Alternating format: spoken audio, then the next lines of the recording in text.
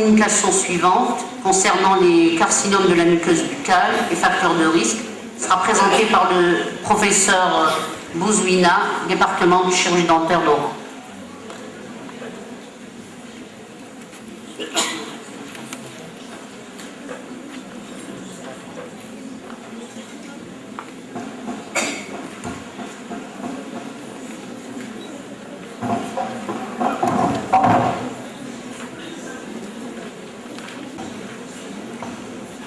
Bonjour, je suis très contente d'être à Constantine, ça fait la 3e fois que je viens et on a toujours le même accueil chaleureux et amical.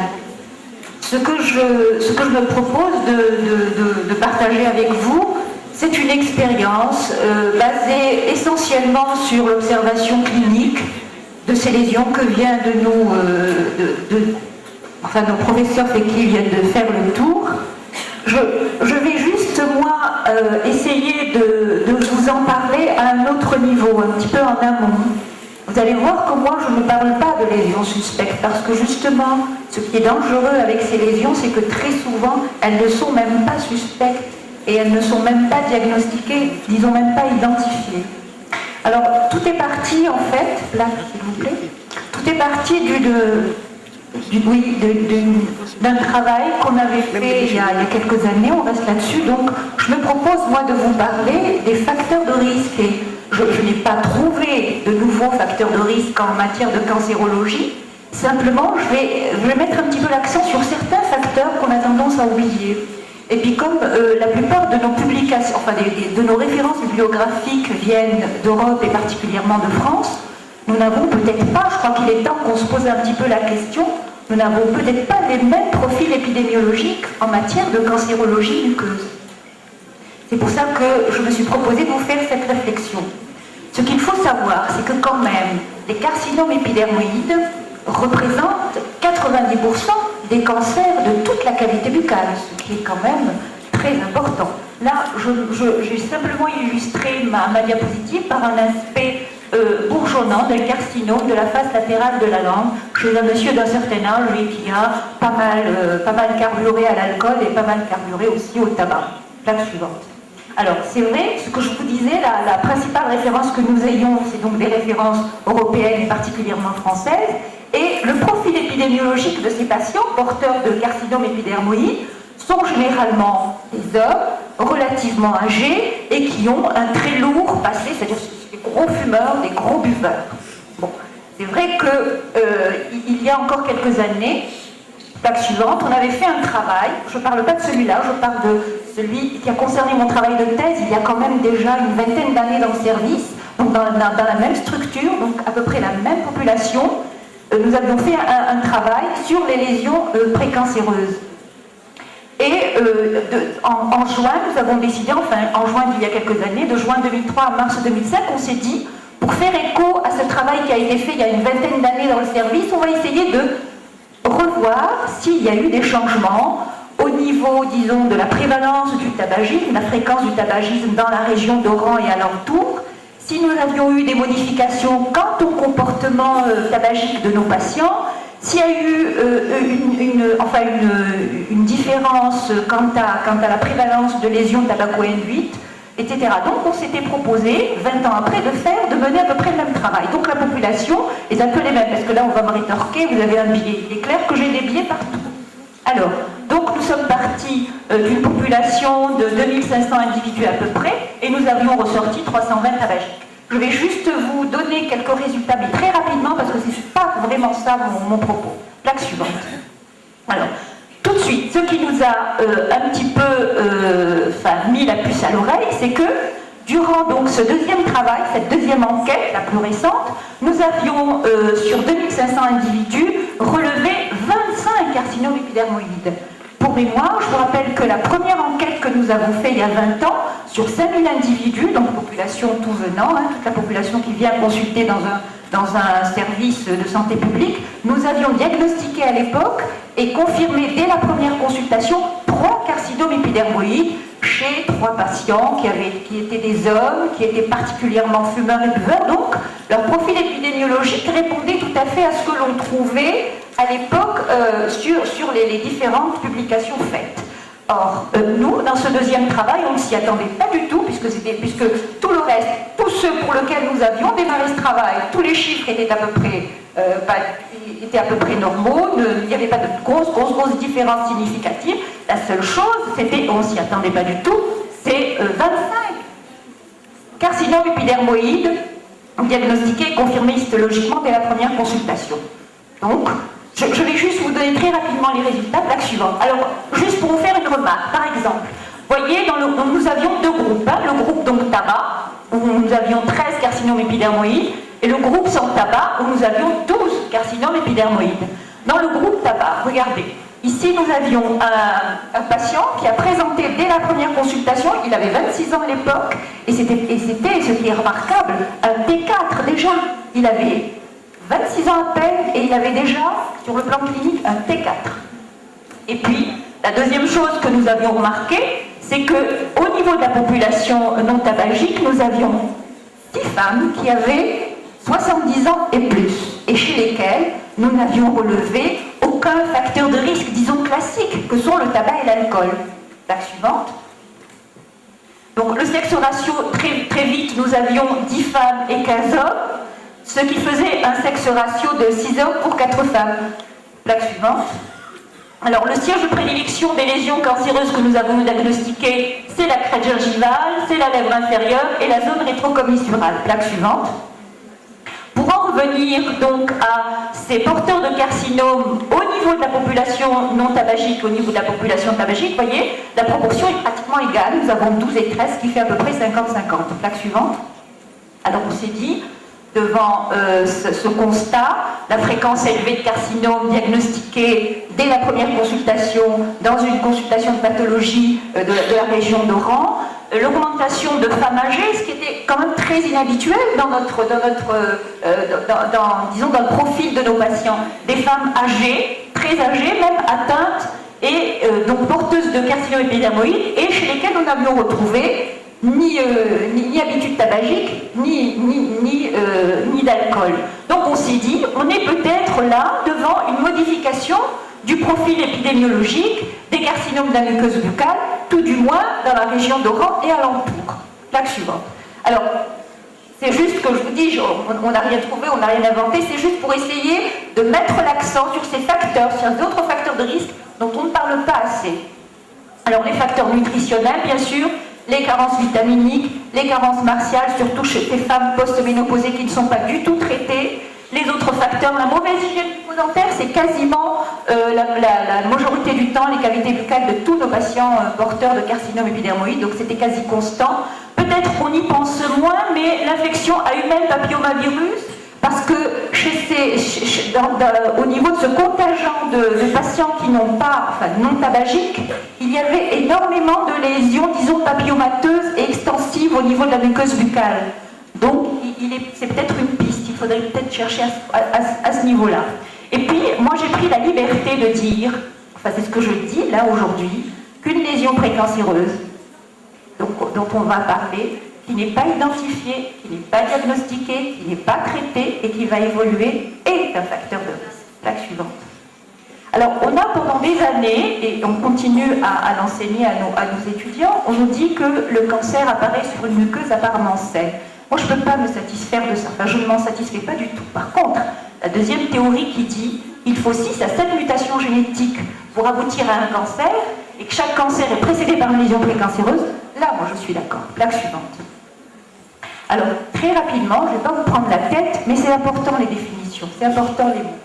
Alors, la définition des lésions précancéreuses. Ce sont des altérations tissulaires au sein desquelles le cancer apparaît plus souvent que dans le tissu sain homologue. Alors, 2 choses à retenir. Il y a une histoire de probabilité, c'est-à-dire que si vous avez une lésion précancéreuse, vous avez un risque ou pas de faire un cancer, et puis il y a la temporalité dont on ne parle pas assez aussi. Et donc il y a la question du temps.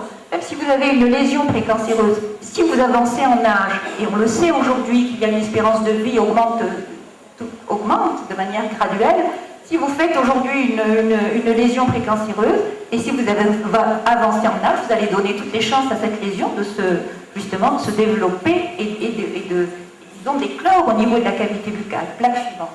Alors, j'ai pris une classification, moi il me semble, elle est ancienne, mais je l'aime bien parce que je la trouve simpliste. Elle est simple en fait. Nous avons des lésions précancéreuses dites facultatives, et dans les... Alors moi j'utilise le terme de leucoplasie, je pourrais aussi argumenter pourquoi j'ai fait ce choix-là tout à l'heure dans le débat, si tant est qu'il y a un débat. Moi, je garde le terme de leucoplasie, mais c'est vrai que je l'identifie étiologiquement. Je dis leucoplasie tabagique, les leucoplasies idiopathiques aussi, les lichens blancs buccaux, les candidoses chroniques, les chélites chroniques actiniques, etc., où ce risque de transformation est quand même faible, mais il existe. Et puis les deuxièmes, ce sont les lésions précancéreuses quasi obligatoires, comme la papillomatose orale florique, et Dieu seul sait que nous en avons énormément, nous en diagnostiquons énormément, où le risque est constant à court ou à moyen terme. Et puis les lésions précancéreuses obligatoires, où le risque est inéluctable, comme le carcinome in situ, et puis les lésions d'érythroplasie, donc ces lésions rouges. Plaque suivante.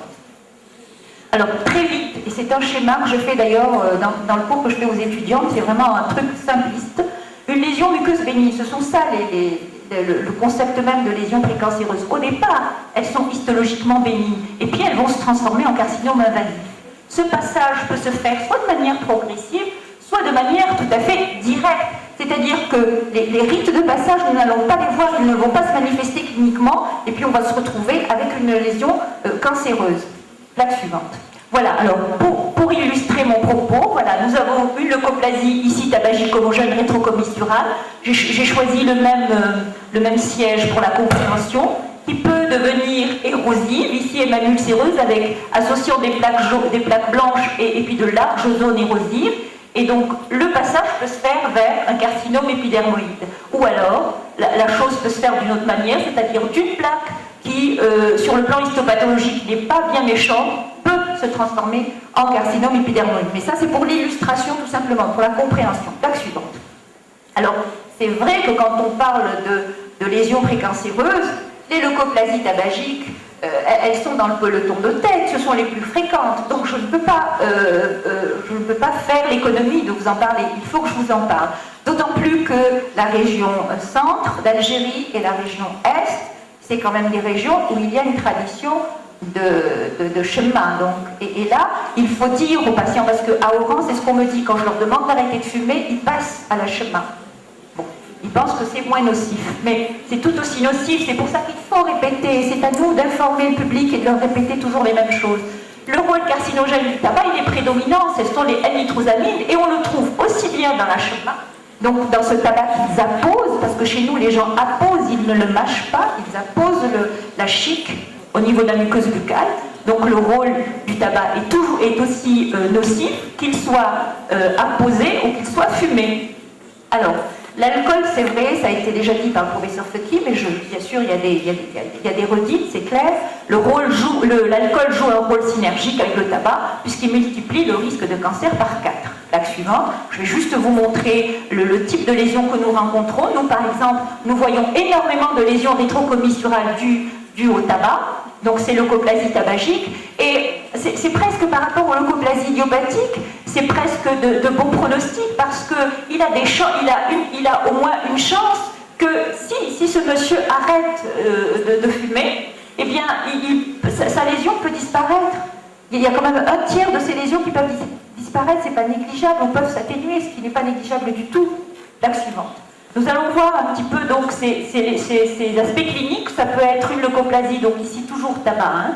Leucoplasie homogène, c'est un voile opalin, la muqueuse est encore très souple à ce moment-là. Sur le plan histopathologique, c'est bénin. Et puis, ça va se transformer, il va y avoir des modifications. Ici déjà, nous avons très certainement des dysplasies.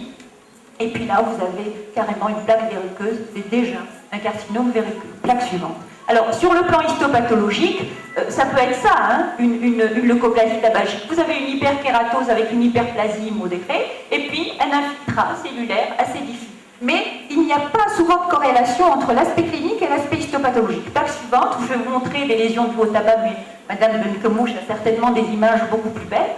Simplement pour dire que là, dans la chemin, il y a le tabac plus les irritants locaux, parce que les fabricants ajoutent au tabac à poser de la chaux ou de la poudre de marbre pour permettre au tabac de diffuser plus rapidement au niveau de la circulation sanguine. Donc on a un facteur irritatif en plus du tabac. Et le siège de prédilection, ce sont les cul-de-sac vestibulaires, les cadrans canins, je crois que c'est partout pareil.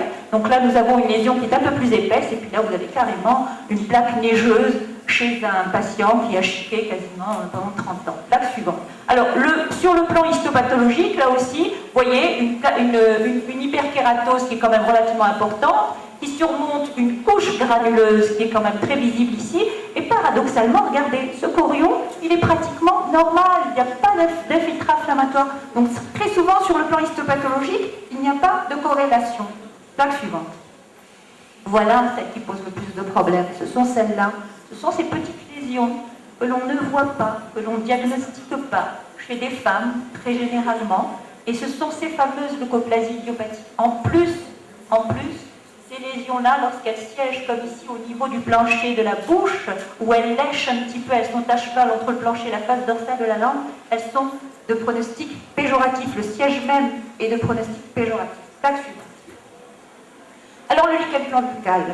Beaucoup aujourd'hui disent que le lichen planbuccal, c'est une dermatose, c'est pas vraiment un état précancéreux. Moi, je demande à voir, parce que nous avons quand même des observations cliniques où on a la survenue de carcinome sur des lichens. Alors un lichen comme ça, c'est vrai qu'un lichen comme ça qui est quiescent, il est asymptomatique, mais il faut pouvoir l'étiqueter, diagnostiquer et suivre cette patiente, la voir régulièrement pour voir qu'il n'y a pas de changement. Les femmes sont surtout touchées. Nous avons une prévalence, nous avons beaucoup de femmes qui sont porteuses de lichen planbuccal. Les hommes aussi, mais beaucoup moins. Alors le siège de prédilection, c'est la face interne des joues, comme vous voyez ici, le dos de la langue et les gencives. Plaque suivante. Là, nous avons d'autres images cliniques. Là, nous avons déjà un lichen qui est érosif et qui donc est en train de se modifier sur le plan histopathologique. Et là, carrément, vous avez des érosions avec une langue qui est déjà atrophique et qui, très certainement, sur le plan histopathologique, montre déjà des dysplasies. Alors, il semblerait que le lichen plan érosif isolé, il serait d'origine médicamenteuse dans 30% des cas. En tout cas, nous, on a pris comme décision dans le service, dès qu'un lichen plan est diagnostiqué, nous déposons tous les amalgames et nous enlevons pratiquement toutes les restaurations, même quand il est quiescent. Toutes les restaurations métalliques. Nous enlevons tout ce qui est métallique, tout ce qui est obturation à l'amalgame, nous les enlevons et nous préférons les mettre sous composite, enfin les reconstitutions au composite. Il y a quelques années, il y a 2-3 ans, il y avait des publications à propos de l'association entre lichen plan et hépatite C. Je dois avouer que chez nos patients, j'ai toujours pas de sérologie positive jusqu'à aujourd'hui. Bon, ça va peut-être se voir dans les mois ou les années à venir, mais toujours est-il que tous les gens que nous avons vus, chez lesquels nous avons diagnostiqué des lichens, eh bien, ils avaient des sérologies négatives. La suivante. Alors voilà, on me dit, le lichen n'est pas un état précancéreux. C'est une dame que nous avons vue, il y avait quelques mois, puisqu'elle fait partie de la cohorte de patients que vous avez vus. C'est une dame donc qui est venue à la consultation avec déjà un lichen qu'elle traînait depuis 15-20 ans, et puis il y avait, là, malgré les traitements, une zone qui refusait, qui ne cicatrisait pas. Et donc au bout de la 3e semaine d'observation, nous nous sommes dit, nous allons faire une biopsie. Et la biopsie a été non pas dysplasie sévère, mais carrément carcinome épidermique. Plaque suivante. Alors les candidoses. Les candidoses aussi, nous en voyons beaucoup, mais souvent, elles ne sont pas traitées, elles ne sont pas prises en charge, et donc nous aurons des lésions très hyperkératosiques. Ici, c'est un très très gros fumeur avec une infection candidosique, et il semblerait que ce siège-là, donc ce siège rétrocommissural, aurait un potentiel de transformation beaucoup plus élevé que les autres. Par contre, nous, ce que nous voyons, plaque suivante, ce sont ces kératoses-là. Ces candidoses. Alors, ce sont des femmes et des hommes qui sont âgés, qui sont édentés, et quand vous lui demandez d'enlever sa prothèse, et vous lui demandez quel âge, depuis quand il porte sa prothèse, il vous répond sans sourciller, depuis 30 ans, depuis 40 ans. Donc, depuis 30 ans, depuis 40 ans, porter la même prothèse totale, ça peut quand même, à la longue, poser des petits problèmes, surtout si cette prothèse, cette intradose, cette prothèse n'est pas nettoyée convenablement tous les jours. Un autre point que nous rencontrons dans la région d'Oran, et je suis sûre que vous devez rencontrer la même chose, et ces fameuses prothèses supérieures avec des ventouses qui provoquent des lésions au niveau palatin. Et là, nous avons donc une lésion provoquée par une ventouse au niveau c'est un artifice pour la rétention de la prothèse, mais qu'on ne fait plus, et une surinfection candidale. Et quand nous avons fait la biopsie, c'était déjà un carcinome épidermoïde. Plaque suivante. Alors, je ne veux pas non plus passer sur ces rayonnements ultraviolets. C'est un facteur carcinogène. J'ai juste oublié de vous dire que sur la cohorte de patients que nous avons vus, donc les 25 carcinomes épidermoïdes diagnostiqués, 60% d'entre eux venaient de l'intérieur du pays, donc vivaient en zone rurale, et 30% étaient de la région d'Oran. Alors, nous avons énormément de patients qui présentent des chélites actiniques chroniques et qui ne sont pas pris en charge. Et vu l'ensoleillement que nous avons en Algérie, nous avons quand même, surtout à Oran, nous avons 360 jours de soleil. Les gens vivent au grand air, ce sont des agriculteurs, des paysans, et pour peu qu'ils aient un phénotype clair, surtout les roux, eh bien ils peuvent présenter ce type de lésions qui sont déjà ici pour cet homme-là un carcinome épidermoïde et pour cette femme-là un carcinome épidermoïde aussi. Plaque suivante. Alors le carcinome verruqueux, on ne peut pas aussi faire l'impasse, puisque c'est une lésion que nous voyons de plus en plus, peut-être parce qu'on la connaît mieux, donc on la diagnostique mieux. Silverman a proposé le terme de proliférative verrucous leucoplakia. Il semblerait que les facteurs prédisposants dans ce type de lésion, ce soit le tabac et ou le papillomavirus, la suivante. Juste revenir sur l'autre plat, s'il vous plaît.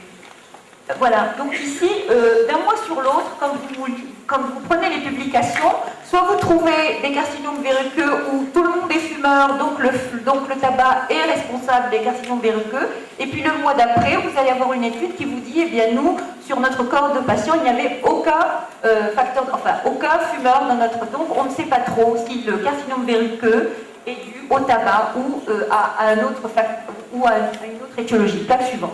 Alors là, nous avons choisi juste une classification histopathologique parce qu'un carcinome verruqueux, ça peut être à un grade 1, c'est une papillomatose floride bénigne. Donc nous avons cette espèce d'élongation des crêtes épithéliales, mais il n'y a pas rupture de la membrane basale. Donc là, c'est encore bénin. Et puis ça peut aller plus mal, c'est-à-dire qu'elle va évoluer et cette papillomatose orale floride va présenter des signes de dystasie. Et le grade 3, c'est carrément une papillomatose floride avec un carcinome in situ et même un carcinome invasif. Plaque suivante. Alors, le carcinome verruqueux, comme vous le voyez ici, chez une femme de 54 ans, c'est une lésion précancéreuse quasi obligatoire. Parce que ce type de carcinome évolue très lentement en surface pendant des années. Il peut évoluer pendant 30 ans. Donc c'est pour ça que je vous ai dit tout à l'heure, c'est important, puisque l'espérance de vie augmente, ce sont des gens qui vont avoir la possibilité de développer donc des carcinomes. Il peut se transformer, donc tout d'un coup, il va évoluer en surface, et puis tout d'un coup, il va filer au niveau des structures osseuses, et puis se transformer en carcinome épidermoïde. En conclusion, l'intérêt du dépistage, même si ce terme est peut-être galvaudé, nous le gardons. Chez les hommes, c'est vrai que c'est même devenu pour moi une habitude, c'est-à-dire que je ne regarde pas avec le même soin une bouche d'un fumeur que la bouche d'un non-fumeur. Et en fait, c'est pas bon. Ce qu'il faut, c'est faire l'examen orienté de toutes les muqueuses de ces personnes âgées, qu'elles soient hommes ou femmes, chez lesquelles nous avons dépisté ou non l'utilisation de tabac, d'alcool, etc. L'examen des muqueuses est très important, comme l'a montré le professeur Fuki tout à l'heure. Il suffit d'éverser. C'est vrai que quand vous prenez un malade, vous mettez votre miroir au niveau de la face rétrocommissurale. Si vous plaquez votre miroir, vous ne voyez pas ce qu'il y a en dessous de votre miroir. C'est pour ça qu'il faut ne pas hésiter à éverser les lèvres, à bien regarder les joues, à bien regarder au niveau des zones rétromolaires, au niveau des régions tubérositaires, chez ces personnes âgées qui souffrent de lésions, disons, qu'on ne voit peut-être pas cliniquement, mais de picotements, etc. Tous ces signes-là peuvent être orientatifs. Et puis le deuxième, disons, c'est justement mon argumentaire qui est basé sur ça, puisque l'espérance de la vie, de vie des hommes et surtout des femmes augmente, et donc ça va permettre l'évolution de ces lésions vers des formes dystasiques et carcinomateuses, d'autant plus que ces lésions, au début, et les carcinomes débutants n'ont pas de symptomatologie. il n'y a pratiquement aucune symptomatologie. Vous savez tous, comme moi, que le seul symptôme qui fait consulter un patient algérien moyen, c'est la douleur. En dehors de la douleur, ils ne viennent pas consulter. Et bien sûr, en matière de pathologie cancéreuse comme en matière de pathologie tumorale, nous continuons à avoir des patients qui viennent avec des délais de consultation extrêmement tardifs lorsque les choses ont déjà grandement évolué et qu'on est devant des destructions très importantes, ils consultent. Voilà, je vous remercie de l'intérêt que vous avez porté à mon travail.